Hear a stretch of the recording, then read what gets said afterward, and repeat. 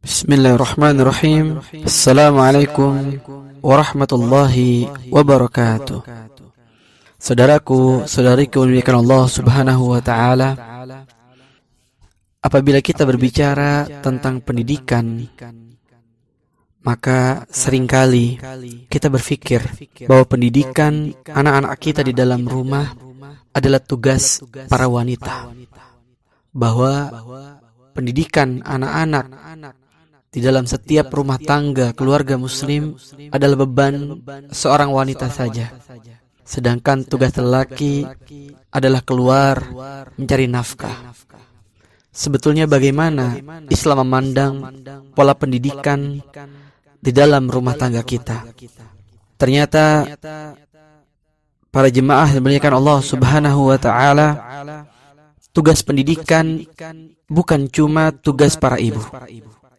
Memang betul, al-ummu madrasatul ula, bahwa ibu adalah madrasah pertama bagi anak-anaknya. Tapi sesungguhnya para bapak, para ayah, para abi, kita semua adalah kepala sekolah di dalam rumah tangga kita masing-masing.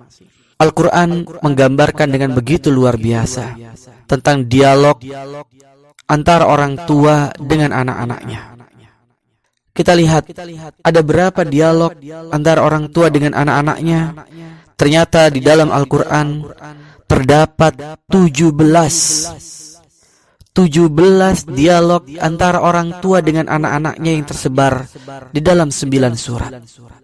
Dari 17 dialog orang tua dengan anak-anaknya, apabila kita mengkaji lebih rigid lagi, mengkaji lebih dalam lagi, ternyata kita bisa menyaksikan terdapat 14 dialog antara ayah dengan anaknya, dan hanya 2 dialog antara ibu dengan anaknya. Kemudian 1 dialog antara anak dengan kedua orang tuanya, yang di bagian terakhir ini tidak disebutkan siapa namanya atau merujuk pada kisah siapa. Mari kita coba membedah dan mentadaburi beberapa ayat ini untuk mengambil pelajaran. Kita lihat bagaimana dialog-dialog yang tersebar. Ternyata 14 dialog itu adalah dialog antara bapak dengan anaknya.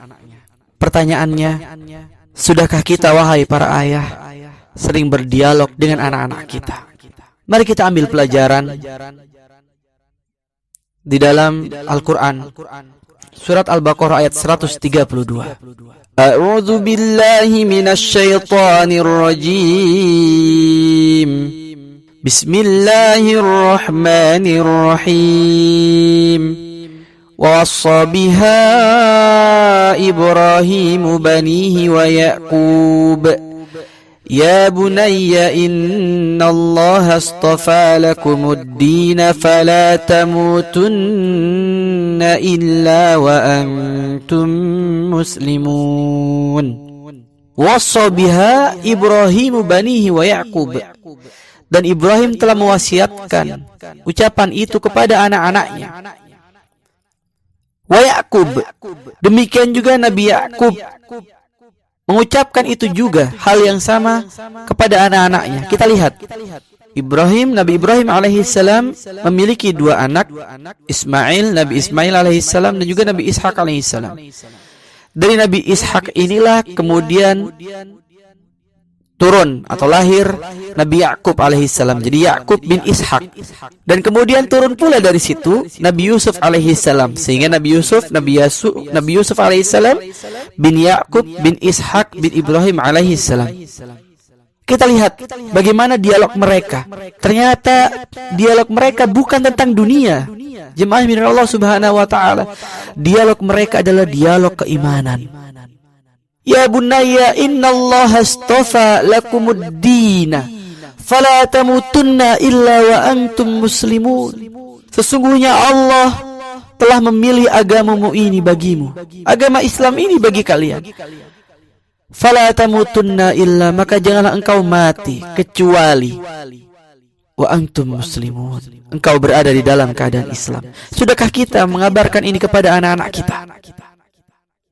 Dan ternyata hal ini juga yang disampaikan oleh seorang manusia yang dia bukan nabi, namun ternyata Allah abadikan nasihatnya, yakni Luqman. Allah berfirman di dalam surat Luqman ayat 13, wa iz qala luqmanu li ibnihi wa huwa ya'izuhu ya bunayya la tusyrik billah inna syirka la zulmun azim. Kita lihat dialog ini.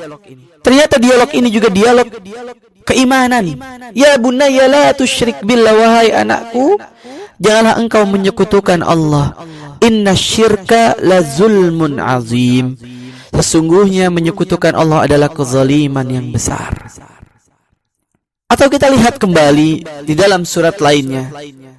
Misalkan di dalam surat Hud ayat 42, dialog antara Nabi Nuh alaihi salam dengan anaknya. Lihat betapa sayangnya Nabi Nuh alaihi salam kepada anaknya. Allah berfirman, A'udzu billahi minasyaitonir rajim. Bismillahirrahmanirrahim.